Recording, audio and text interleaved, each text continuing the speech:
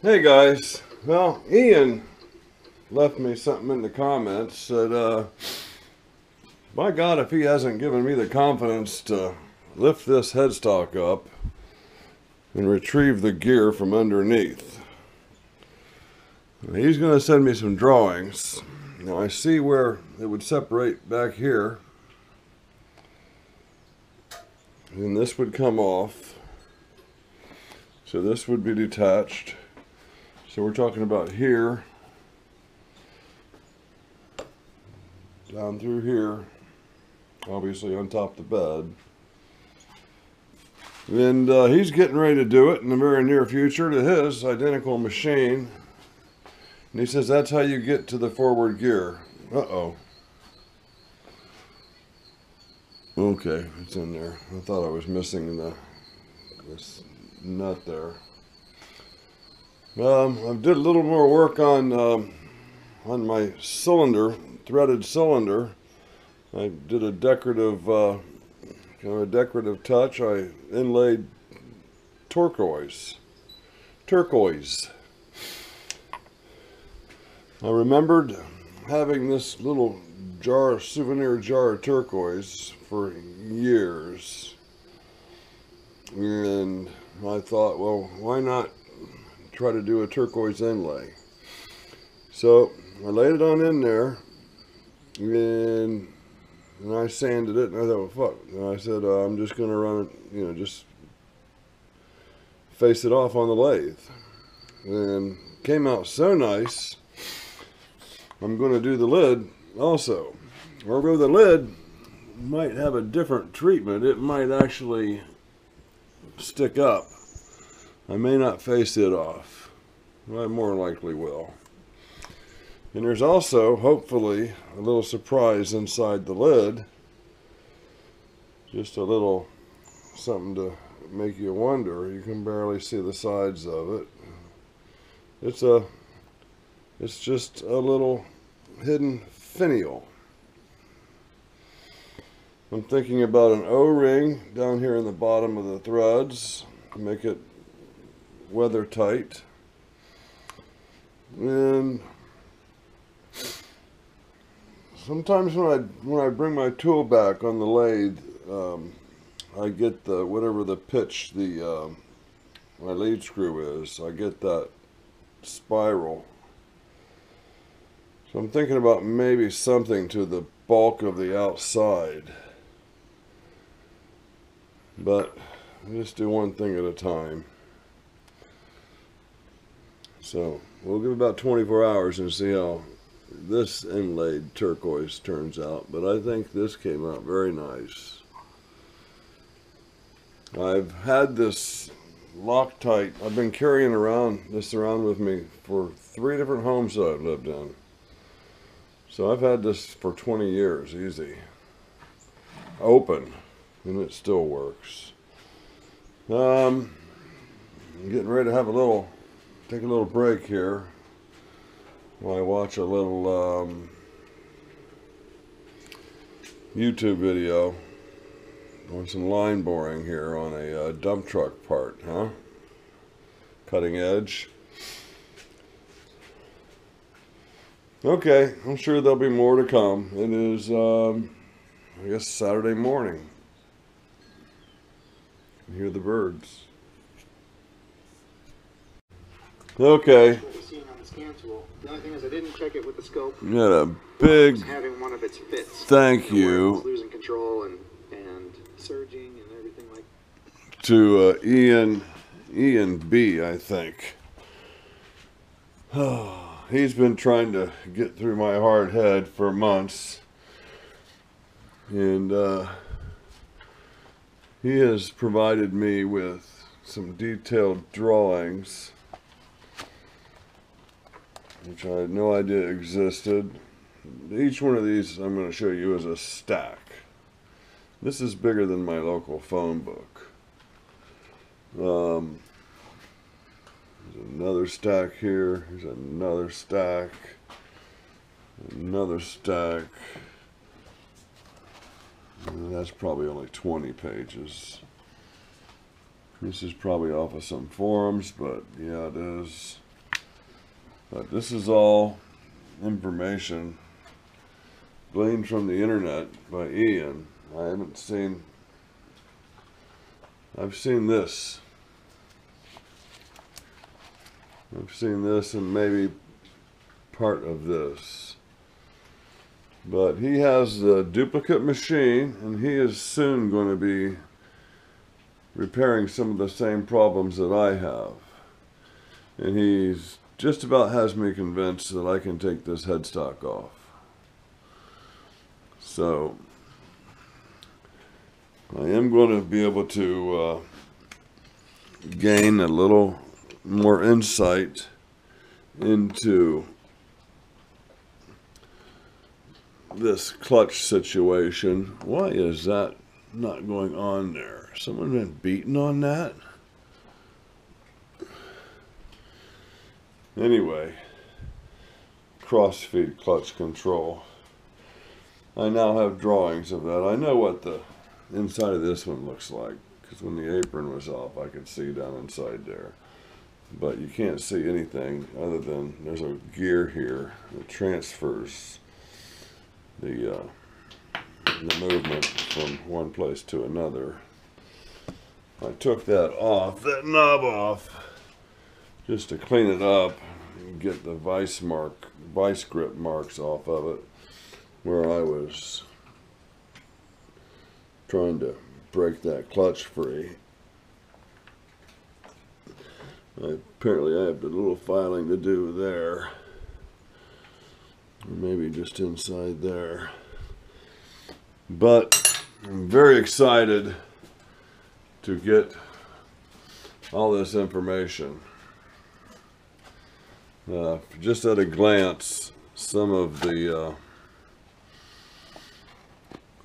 drawings are very clear. Obviously, I think complete, but there's those specifications on the those are specs on the steady rest, which I don't have. If anybody knows where I can find a steady rest, well, can I build one with these numbers? Well, one thing at a time.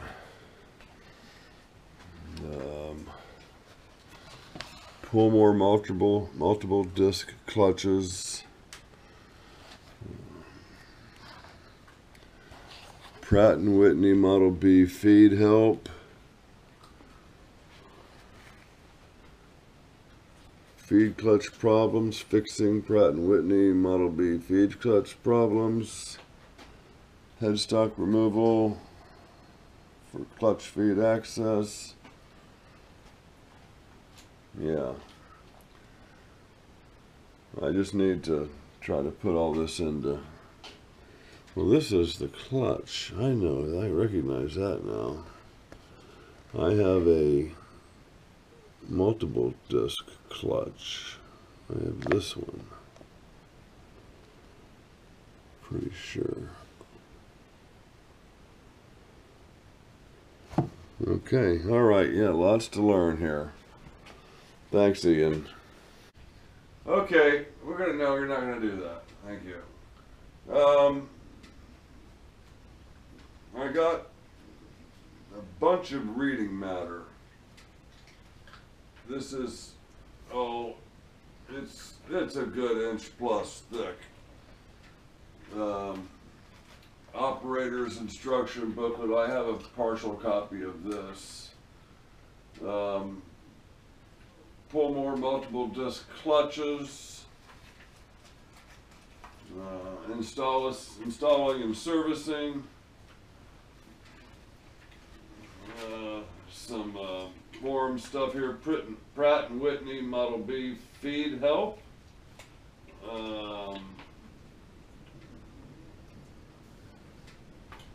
Fixing Pratt & Whitney feed clutch problems. Model B 12x30 headstock removal for feed clutch access.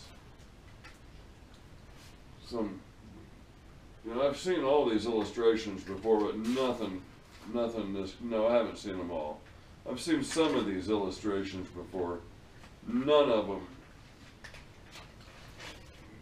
coming close to the clarity of these illustrations.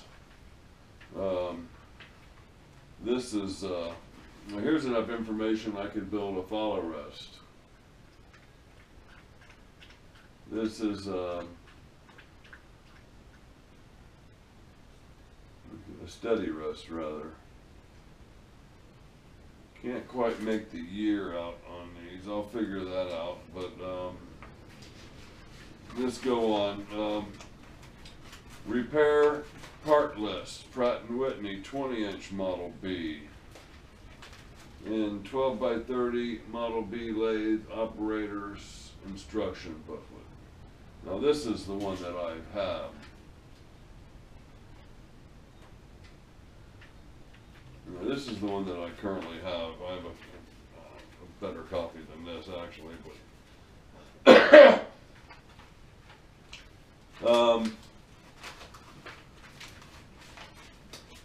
it just looks like there's a light at the end of the tunnel. You know, Ian, I'd love to talk to the man, but you know, he brought up, you know, I asked him, you know, can that gear be accessed from the back of the headstock, you know, removing those covers? And yes, the reverse gear can be removed by from the back of the headstock, but the forward gear with the dogs in it, you have to access up underneath the headstock. And so I respond with something like, well, that's way above my pay grade to take that headstock off. And he said, he did. I think he begged to differ. He has the same lathe.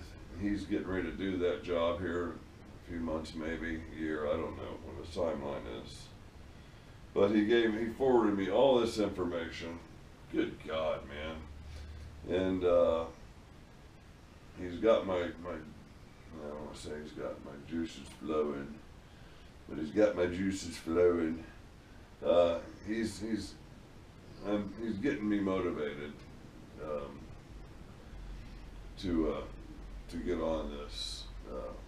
You know, I have a lot of fun doing the little stuff that I do, but I don't, you know, I'm not doing anything. I'm making a little tube and making things round and putting threads on them, and you know, I enjoy a lot of it, you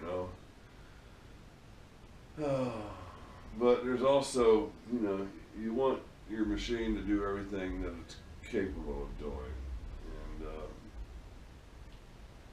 and that's part of it too. You know, that's fixing something like that's just as satisfying as machining it. You know, a good looking part, I guess.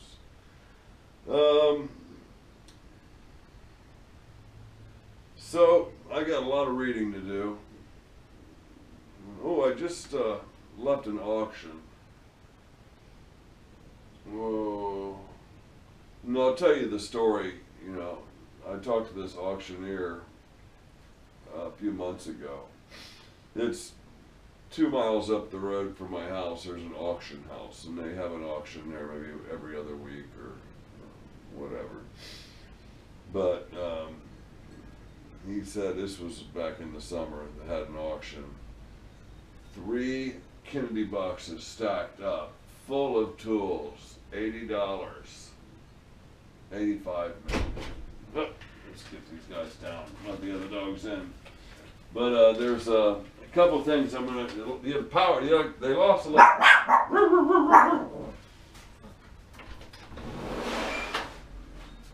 Come on, come on, Buzz.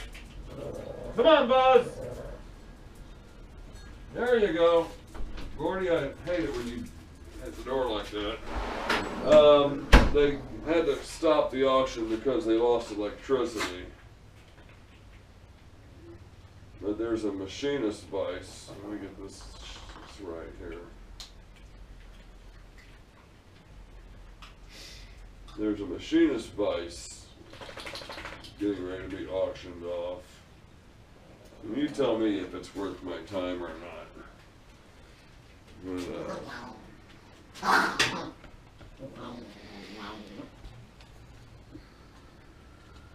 Well, let's get this thing where we can see it.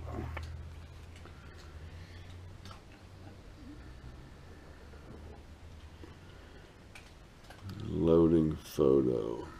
Auto.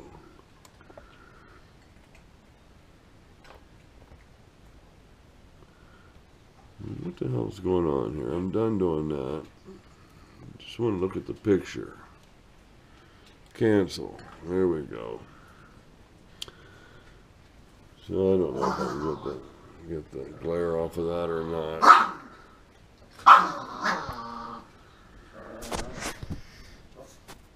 So there's that. It's a big one. There's a cigarette lighter sitting on top of it. And there's a machinist handbook. It's the last picture I took. So they're going to commence the auction at 10 a.m.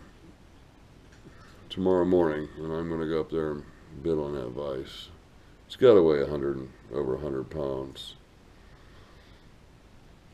All right. So much for that. Okay, that's it, I guess. Let's see what Fred just said. What did Fred say? Fred replied. Okay, let's see your reply, Fred. Fred's another one who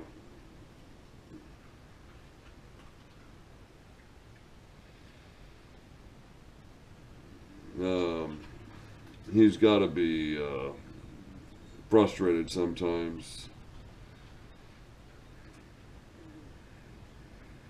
It just seems like I'm ignoring him, his advice or whatever. I hear y'all. And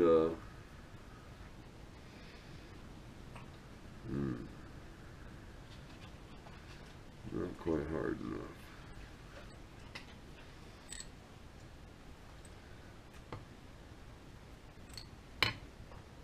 Okay.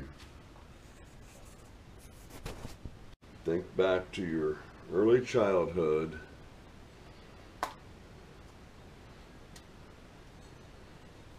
You're sitting in the classroom. You tell me now, shut your eyes and tell me what class this is.